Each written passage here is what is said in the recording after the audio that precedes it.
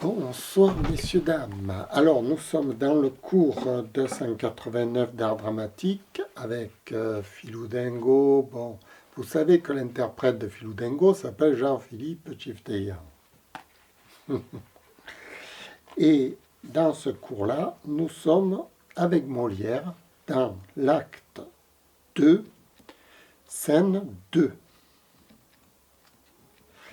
Alors je reprends un petit peu ce que je disais, c'est-à-dire je reprends un peu le cours de l'histoire. Nous avons Sganarelle qui a été attrapé par deux promeneurs et qui a été un peu obligé de venir faire le médecin chez Géronte, qui a une fille malade. Géronte donc accueille Sganarelle, les deux promeneurs qui sont Valère et Lucas, et il y a aussi la domestique chez Géronte qui s'appelle Jacqueline.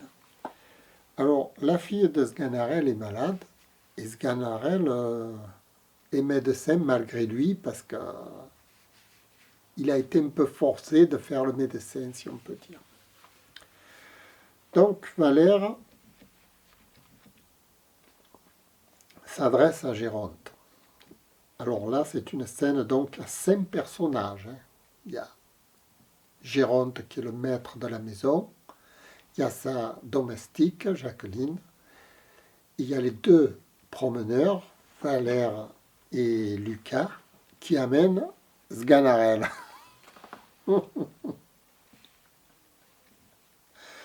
Alors, Valère, monsieur, préparez-vous, voici notre médecin qui entre. Géronte à Sganarelle. Monsieur, je suis ravi de vous voir chez moi, et nous avons grand besoin de vous. Sganarelle en robe de médecin, c'est-à-dire Sganarelle, il s'est mis une robe de médecin avec un chapeau pointu et répond. Hippocrate dit que nous nous couvrirons tous les deux. Géronte qui répond. Hippocrate dit cela? Oui. Dans quel chapitre, s'il vous plaît? Dans son chapitre sur les chapeaux. Puisqu'Hippocrate le dit, il faut le faire. Monsieur, le médecin, ayant appris les merveilleuses choses, à qui parlez-vous de grâce? À vous? Je ne suis pas médecin. Vous n'êtes pas médecin? Non, vraiment. Sganarelle prend ici un bâton et le bat comme on l'a battu. Tout de bon, ah! Vous êtes médecin maintenant. Je n'ai jamais eu d'autre licence. À Valère, Géronte à Valère. Quel diable d'homme m'avez-vous amené là? Valère, je vous l'avais bien dit que c'était un médecin goguenard. Oui, mais je l'envoierai promener avec ses gogards. Oui, mais je l'enverrai promener avec toutes ces goguenarderies. Ne prenez pas garde à ça, monsieur, ce n'est que pour rire. Cette raillerie ne me plaît pas. Monsieur, je vous demande pardon de la liberté que j'ai prise. Monsieur, je suis votre serviteur. Je suis fâché. Cela n'est rien. Des coups de bâton, il n'y a pas de mal. Que j'ai eu l'honneur de vous donner. Ne parlons plus de cela, monsieur, j'ai une fille qui est tombée dans une étrange maladie. Je suis ravi, monsieur, que votre fille ait besoin de moi, et je souhaiterais de tout mon cœur que vous en eussiez besoin aussi, vous et toute votre famille, pour vous témoigner l'envie que j'ai de vous servir. Je suis obligé de ces sentiments. Je vous assure que c'est du meilleur de mon âme que je vous parle.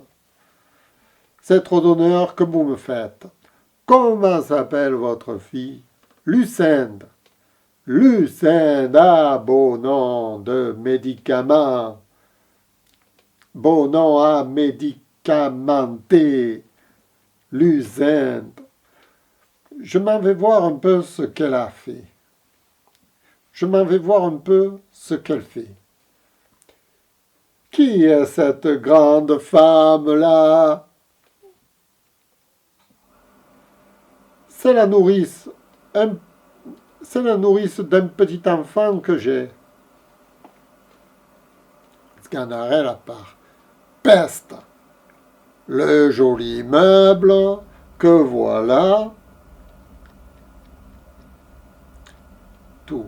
Ah, nourrice charmante, nourrice, ma médecine est la très humble esclave de votre nourricerie, et je voudrais bien être le petit poupon fortuné qui t'étale le lait, et lui montre la main sur le sein, et lui porte la main sur le sein.